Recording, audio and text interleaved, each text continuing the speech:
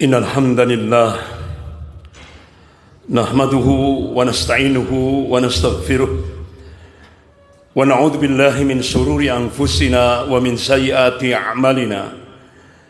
May yahdihillahu fala mudilla lahu wa may yudlil fala hadiya lahu. Asyhadu an la ilaha illallah wahdahu la syarika lahu wa asyhadu anna Muhammadan abduhu wa rasuluh. Ya ayyuhalladzina amanu taqullaha haqqa tuqatih wa la tamutunna illa wa antum muslimun. Ya ayyuhan nasu taqu rabbakum alladzi khalaqakum min nafsin wahidah wa khalaqa minha zawjaha wa batha minhuma rijalan katsiran wa nisaa'a wattaqullaha alladzi tasaaluna bihi wal arham innallaha kana 'alaikum raqiba. Ya ayyuhalladzina amanu taqullaha wa qulu qawlan sadida yuslih lakum a'malakum wa yaghfir lakum dhunubakum wa may yuti'illaha wa rasulahu faqad faza fawzan 'azima. Amma ba'd, fa inna asdaqal hadis kitabullah wa khairul hadi hadi Muhammadin sallallahu alaihi wasallam wa syarrul umur muhdatsatuha wa kullu muhdatsatin bid'ah wa kullu bid'atin dhalalah wa kullu dhalalatin finnar. Ma'asyiral muslimin jamaah Jumat rahimakumullah, puji dan syukur kita panjatkan kehadirat Allah Subhanahu wa taala yang atas rahmat, taufik serta hidayahnya kita masih diberikan nikmatul iman wal Islam. Semoga Allah Subhanahu wa taala senantiasa membimbing kita ke jalan yang lurus, yaitu jalan Shiratal Mustaqim. Dan semoga Allah Subhanahu wa taala senantiasa memberkahi dan merahmati kehidupan kita sampai kita menghadap kehadirat Allah penuh dengan ridha dan ampunannya. Amin ya rabbal alamin. Salawat serta salam semoga tetap tercurahkan pada junjungan kita Nabi besar Nabi Muhammad sallallahu alaihi wasallam beserta keluarga, para sahabat dan pengikutnya yang senantiasa istiqamah dalam memperjuangkan syariahnya, dalam menegakkan sunnah-sunnahnya sebagaimana pemahaman para salafus saleh. Ma'asyiral muslimin jamaah Jumat rahimakumullah. Ada seorang ulama di Biladis Syam. Beliau adalah Syekh Dr. Abdul Majid Ihsan Al-Kilani. Masya Allah, kitab-kitab yang ditulis oleh beliau mewarnai seluruh dunia Islam, termasuk di Indonesia. Syekh Dr. Majid Ihsan Al-Kilani ini, beliau seorang ulama ahlu sunnah di Biladis Syam. Beliau keturunan Syekh Abdul Qadir Al-Jailani rahimahullah. Masya Allah, beliau hidup di tengah keluarga mujahid. Ayahnya mujahid di Palestina, ibunya mujahidah di Palestina. Bahkan luar biasa dalam bidang akademik, beliau sangat produktif sekali. Bahkan beliau di tingkat pasca sarjana menulis 2 tesis sekaligus. Tesis yang pertama dalam aspek historis, sejarah, dan tesis yang kedua dalam aspek tarbiyatul islamiyah, pendidikan Islam. Tesis yang pertama diberi judul Nas'at Al-Qadiriyah, yaitu pertumbuhan madrasah Syekh Abdul Qadir Al-Jailani rahimahullah. Kemudian tesis yang kedua diberi judul Tatawur Mafhum An-Nadhariyah At-Tarbawiyatul Islamiyah. Bahkan program doktoralnya beliau lebih studi analisis tentang tarbiyatul Islamiyah. Ini yang cukup mewarnai dunia Islam. Bahkan dalam tingkat dunia, beliau menulis karya ilmiah yang cukup dikenal di dunia Islam, yaitu tentang falsafah Tarbiyatul Islamiyah. Beliau mendapatkan penghargaan dari Al-Farabi International Award tahun 2008, mengalahkan 128 penulis karya ilmiah tingkat dunia Islam.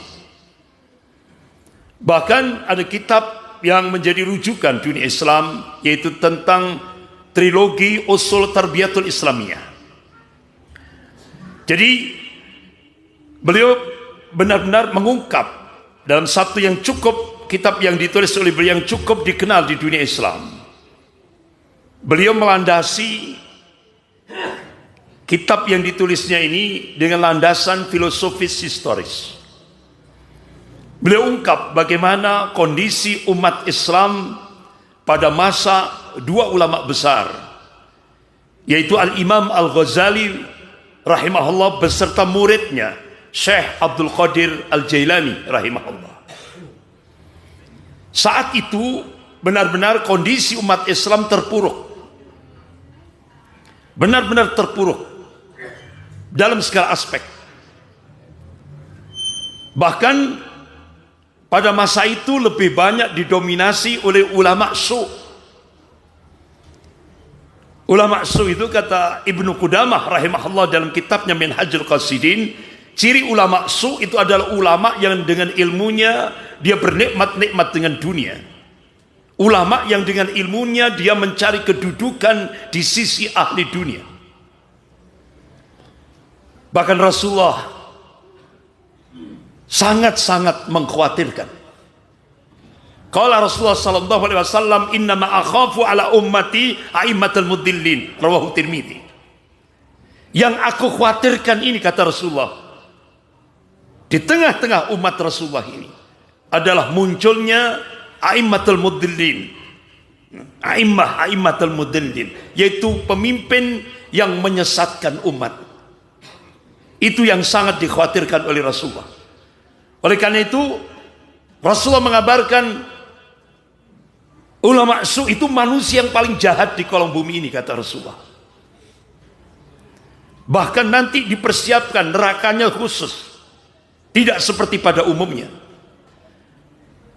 Jadi Rasulullah mengabarkan di neraka itu nanti ada lembah, ada sebuah lembah. Bahkan neraka sendiri itu mohon perlindungan kepada Allah sehari semalam 400 kali. Mohon perlindungan kepada Allah dari dahsyatnya Jubul Husni yang nanti akan diperuntukkan untuk ulama-ulama su. Akhirnya apa yang terjadi? Saat itulah ketika kondisi umat Islam terpuruk, banyak sekali penyakit al-wahn, hubbud dunya wa karahiyatul maut. Terlalu cinta dunia dan takut mati, takut resiko perjuangan, itu banyak menghinggap di tengah-tengah kaum muslimin, bahkan sampai di tengah-tengah pemimpin kaum muslimin pada saat itu.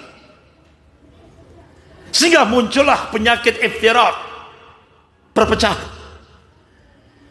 Jadi pada saat itu perpecahannya itu bukan masalah akidah, bukan, tapi lebih banyak didominasi oleh perpecahan karena perebutan jabatan, kedudukan, dan kekuasaan. Sehingga muncul penyakit ta'assub, fanatik kelompok, fanatik golongan. Pada Rasulullah sudah mengingatkan, manakala umat Rasulullah ini bangkit semangatnya, tapi tidak lillah, tidak karena Allah, karena fanatik kelompok, fanatik golongan. Rasulullah mengingatkan, kalau dia mati saat itu, mati dalam keadaan jahiliyah, kata Rasulullah. Ini hadis sahih riwayat Bukhari.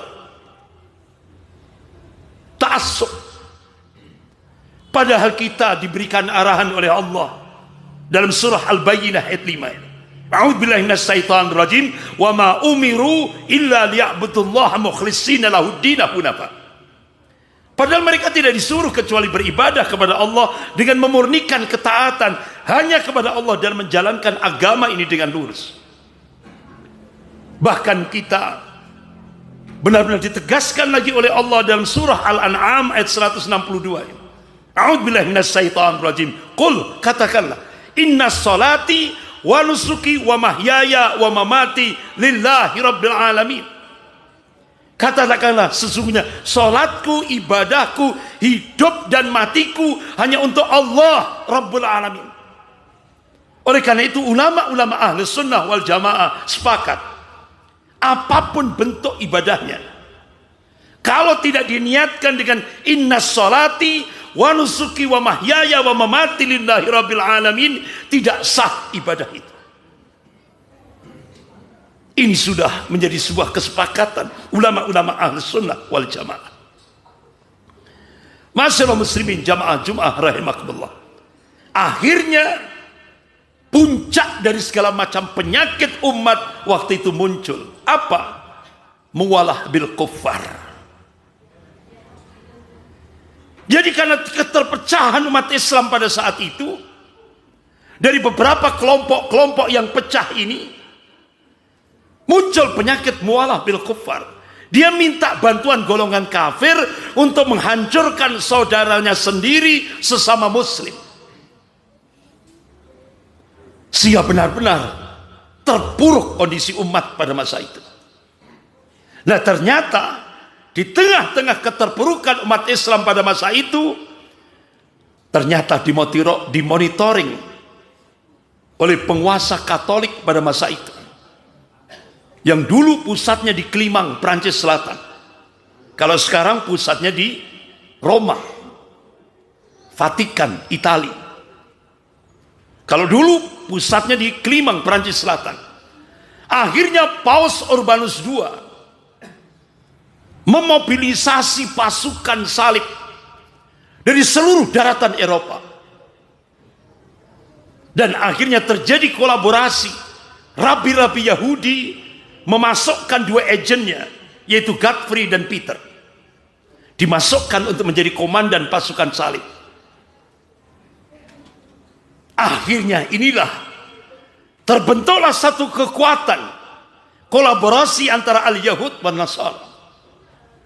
Sebagaimana Allah ingatkan, kita diingatkan oleh Allah Subhanahu wa taala dalam surah Al-Baqarah ayat 120 dan 217. A'udzubillahi minasyaitonir rajim. Walan tardu ankal yahudu wala nasara hatta tattabi'a millatahum. Karena di situ ada huruf lan, itu maknanya selamanya, berarti ila yaumil qiyamah. Al-Yahud wan Nasara, orang-orang Yahudi dan Nasrani itu tidak akan pernah ridho, tidak akan pernah rela, tidak akan pernah senang kepada umat Islam sampai umat Islam itu masuk ke dalam milah mereka, agama mereka. Wala yazaluna yuqatilunakum hatta yaruddukum an dinikum in istata'u. Selamanya, kata Allah, orang-orang kafir itu tidak akan pernah berhenti, yuqatilunakum, kata Allah, memerangi umat Islam ini, hatta yaruddukum an dinikum in istata'u, sampai umat Islam ini murtad dari agamanya seandainya mereka sanggup. Itu Allah sendiri yang mengabarkan. Akhirnya apa yang terjadi? Paus Urbanus II menggerakkan pasukan salib tepat tahun 1096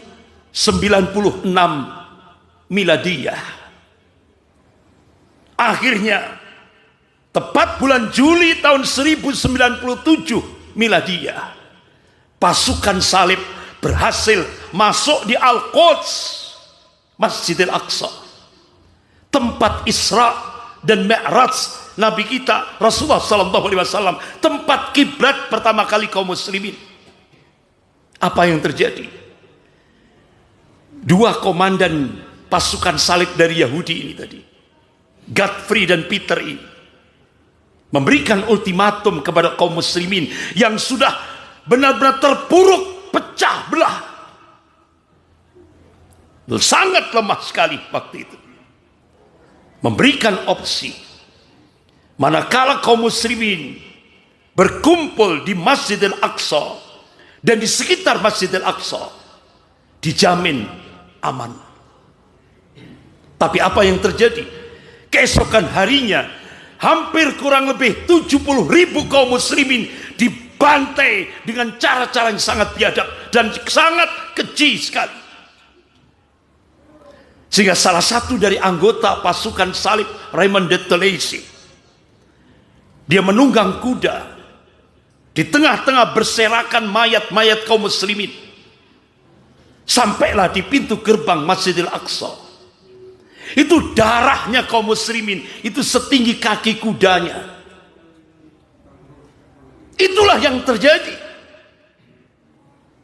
Dan sampai hari ini masih bisa kita saksikan tulang-tulang umat Islam sampai hari ini masih diawetkan.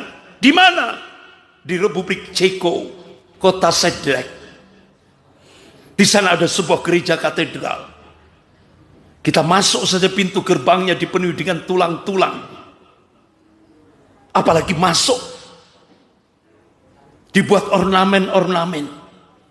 Akhirnya wartawan tanya, kenapa Anda masih merawat, mengawetkan tulang-tulang kaum muslimin peristiwa ribuan tahun yang lalu? Apa jawab pengurus gereja Katolik di kota Sedlec, Republik Ceko ini? Kami bangga telah membantai 70.000 kaum muslimin. Allahu Akbar. Inilah sejarah yang tidak bisa dihapus. Apakah perang salib episode yang pertama itu sampai sepanjang 200 tahun? Apa selesai? Tidak. Allah sudah mengabarkan, wala yazaluna yuqatilunakum hatta yaruddukum an dinikum in istata'u. Selamanya al-Yahud wa Nasara tidak akan pernah berhenti yuqatilunakum, memerangi kaum muslimin ila yaumil qiyamah. Ternyata setelah 200 tahun muncul lagi perang salib episode yang kedua. Sepanjang 600 tahun Indonesia kena jatah 350 tahun oleh Belanda. Apakah perang salib selesai? Belum. Muncul lagi perang salib episode yang ketiga. Mulai bulan April tahun 1992 di Bosnia Herzegovina. Hampir 250.000 kaum muslimin dibantai dengan cara-cara yang biadab oleh kalangan Kristiani Ortodok. 50.000 muslimah diperkosa dengan cara-cara yang sadis. Ribuan masjid dihancurkan, madrasah, perguruan tinggi Islam dihancurkan. Ternyata Indonesia juga masih kena jatah lagi perang salib episode yang ketiga. Pasca Bosnia Herzegovina tahun 2000, yaitu di Ambon. Saat umat Islam melaksanakan sholat Idul Fitri, hampir 3.000 kaum muslimin dibantai dengan cara-cara yang biadab oleh kalangan Kristiani Ortodok. Apa selesai? Muncul lagi peristiwa Poso, hampir 1.000 kaum muslimin dibantai dengan cara-cara yang biadab. Bahkan di sana ada sebuah pondok pesantren Wali Songo. Di situ banyak santriwati, puluhan santriwati disuruh berjalan dengan telanjang bulat tanpa sehelai kain pun, sampai 2 kilo, diperkosa dengan cara-cara biadab, disayat-sayat tubuhnya, dimasukkan ke ruang goni, dilempar di Sungai Poso. Ini terjadi di tengah-tengah mayoritas kaum muslimin di Indonesia. Dan ini tidak pernah diekspos di media. Ma'asyiral muslimin rahimakumullah. Kembali kepada perang salib episode yang pertama. Bagaimana respon dua ulama ini? Akhirnya Al-Imam Al-Ghazali rahimahullah bersama muridnya Syekh Abdul Qadir Jailani rahimahullah, beliau menukil satu ayat dalam Al-Quran, yaitu surah Ar-Ra'd ayat 11. A'udzubillahi minasyaitonir rajim. Bismillahirrahmanirrahim. Innallaha la yughayyiru ma biqaumin hatta yughayyiru ma bi anfusihim. Sesungguhnya Allah tidak akan merubah kondisi satu kaum hingga kaum itu merubah apa yang ada pada dirinya sendiri. Ini quantum change, quantum perubahan yang diberikan oleh Allah. Allah tidak akan merubah nasib umat Islam kalau umat Islam tidak mau berubah. Gerakan perubahan digerakkan oleh Al-Imam Al-Ghazali rahimahullah bersama muridnya Syekh Abdul Qadir Jailani rahimahullah. Bahkan beliau ambil satu hadis sahih riwayat Muslim. Qala Rasulullah sallallahu alaihi wasallam, wa inna fil jasadi mudghah idza saluhat saluhat jasadu kullu wa idza fasadat fasadat jasadu kullu ala wa hiyal qalb. Riwayat Muslim. Ketahuilah, dan setiap jasad manusia itu ada segumpal darah. Kalau segumpal darah itu baik, baiklah semuanya. Kalau segumpal darah itu jelek, jeleklah semuanya. Ala wahyal qalb. Ketahuilah, yang dimaksud segumpal darah itu adalah qalbu. Kenapa Al-Ghazali bersama muridnya membangkitkan, membangun kuatul ummah, kekuatan umat itu dari qalbu? Karena ternyata di dalam qalbu itu ada kuatul hamasah dan kuatul fikrah, kekuatan semangat dan pemikiran. Dari situlah akhirnya Al-Ghazali bersama muridnya Syekh Abdul Qadir Jailani rahimahullah membangun madrasah Al-Quran. Jadi umat dibangun kekuatannya dengan Al-Quran was sunnah. Allahu Akbar. Dalam waktu 50 tahun lahirlah generasi Rabbani, yaitu generasi yang semua aktivitasnya, pola pikirnya rujuk ilal Quran was sunnah, kembali kepada Al-Quran dan As-Sunnah. Lahirlah Salahuddin Al-Ayyubi rahimahullah. Ini karya besar dua ulama, yaitu Al-Imam Al-Ghazali rahimahullah bersama muridnya Syekh Abdul Qadir Jailani rahimahullah, mengkader Salahuddin Al-Ayyubi rahimahullah. Akhirnya Salahuddin Al-Ayyubi pertama kali yang dihancurkan, sebelum menghancurkan pasukan salib, beliau berangkat dengan rute Mesir dulu. Karena di Mesir ada Daulah Fatimiyah, yaitu kekuatan Syiah Rafidah, dihancurkan terlebih dahulu. Baru setelah itu Salahuddin Al-Ayyubi rahimahullah menghancurkan pasukan salib.